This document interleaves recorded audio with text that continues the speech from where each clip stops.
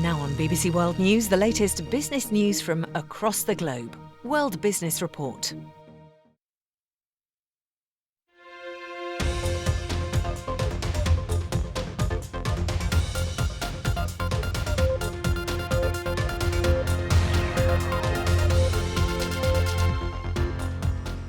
Oiling the wheels, President Biden heads to Saudi Arabia to push for more oil. But is there anything left in the pipeline?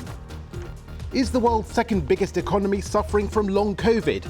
China's growth rate slumps after weeks of lockdowns in its major cities.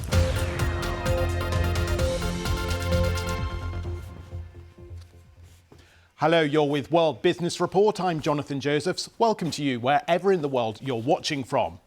Let's start in the Middle East, where President Biden is continuing his tour of the region and is currently on his way from Israel to Saudi Arabia for his first in-person meeting with Crown Prince Mohammed bin Salman. One thing at the top of the agenda is oil. President Biden wants Saudi Arabia to produce more of it. That would push prices down, which would in turn reduce the inflation problems being felt in the US and many other countries.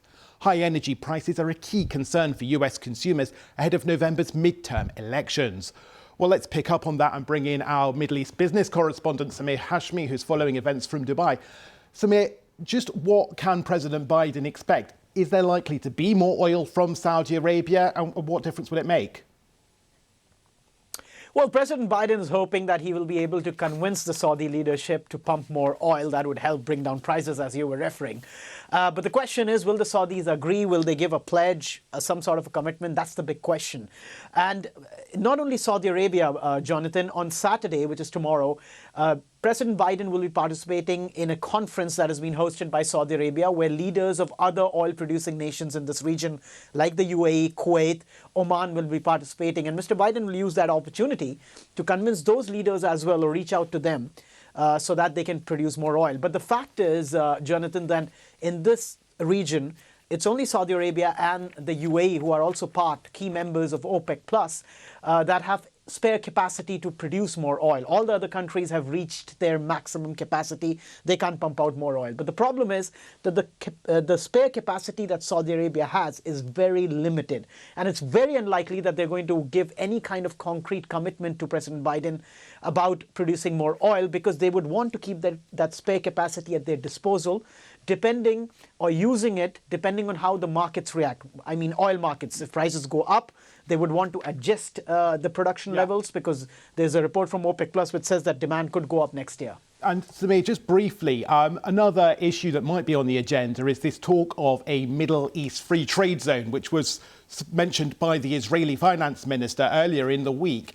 How much support is there for that in Saudi Arabia and the rest of the region, where trade has already flourished because of the Abraham Accords, in about 20 seconds?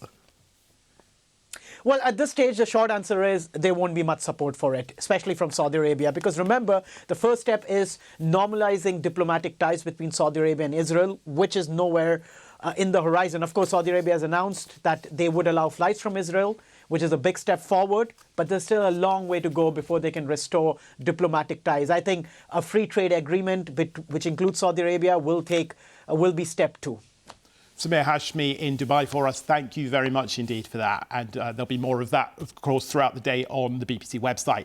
Let's pick up on President Biden's demand for more oil from Saudi Arabia, because that would obviously help American consumers. And despite those high energy prices, they are still actually putting their hands in their pockets. Retail sales were up 1% last month, according to the latest data. New car sales were a big part of that. So let's go to New York and speak to Samira Hussein, who's there for us. Samira, how important is President Biden's trip to the Middle East in terms of the US economy? What can he realistically get that might help the US economy to thrive? Well, it's all about energy. And if you look at the way that the data has been showing, if you look at the latest inflation numbers, that is, we saw that inflation has gone to 9.1%. And the biggest jump, of course, is the price of petrol. That was up more than 11% month over month. And if you look at from the beginning of the year to now, energy prices as a whole in the United States has gone up by more than 40%. So anything U.S. President Joe Biden could do to try and bring that down would be a help. But as Samir Hashmi really eloquently pointed out, it's actually not probably going to be very realistic for a number of political reasons, but then also structural reasons. Could Saudi Arabia actually produce any oil in enough time to have a direct impact on energy prices that Americans are paying right now? Samira Hussein in New York for us. Thank you very much indeed. Let's move from the world's biggest economy to the world's second biggest economy, China, because weeks of COVID lockdowns in major cities have taken their toll on, like I say, the world's second biggest economy. It's recorded its second lowest growth figure in 30 years, and that has a big impact on the rest of the world too. On an annualised basis, growth for April to June, that quarter, was below expectations 0.4%, according to the official figures. And it's a result of the government aggressively cracking down on any outbreaks of coronavirus. And it raises a serious question mark over the government's target of 5.5% growth for the economy this year.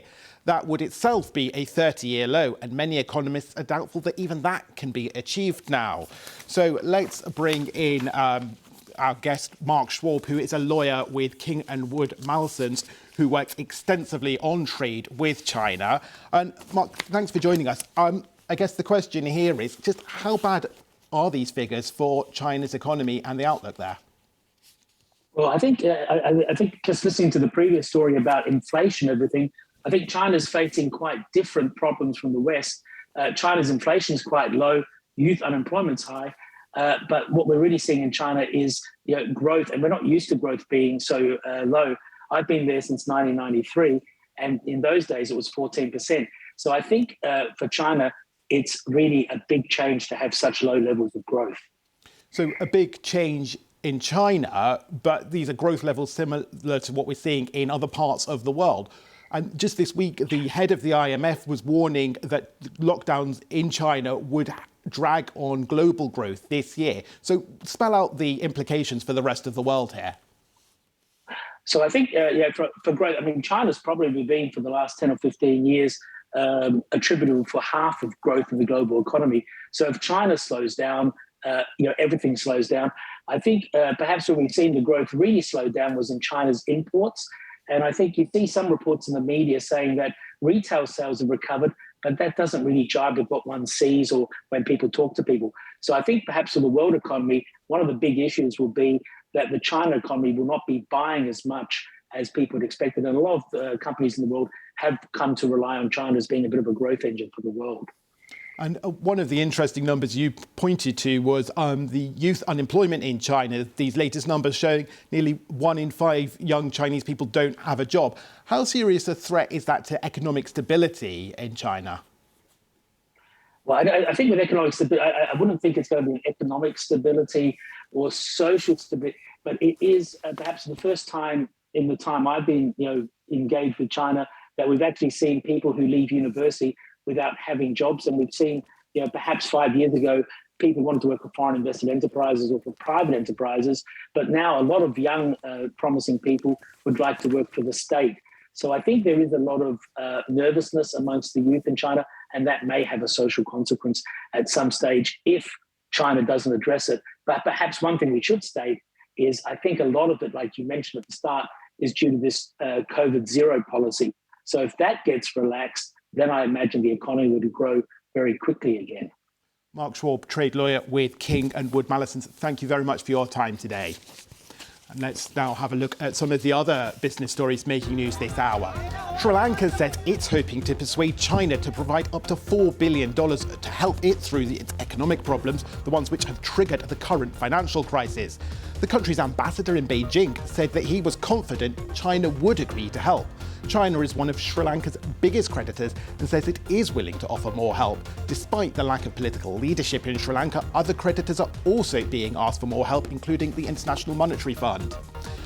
A meeting of finance ministers from the G20 group of advanced economies in Bali has been warned that a failure to tackle the global economic problems caused by the war in Ukraine will have catastrophic humanitarian consequences. The warning comes from the host Indonesia, whose finance minister stressed that the poorest are being hit hardest.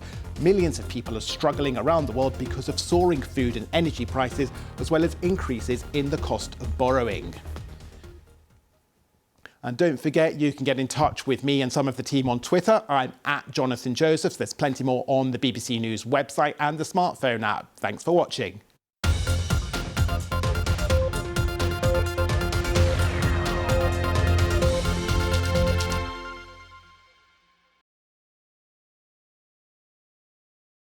Is the West heading for an energy emergency? Will our gas prices only get higher? Can Germany avoid energy rationing? I'll be speaking to an energy advisor to the American government, a German-British business group, and the big boss of an oil and gas company. Join me, Aaron Heselhurst, for Talking Business Weekly, here on BBC World News.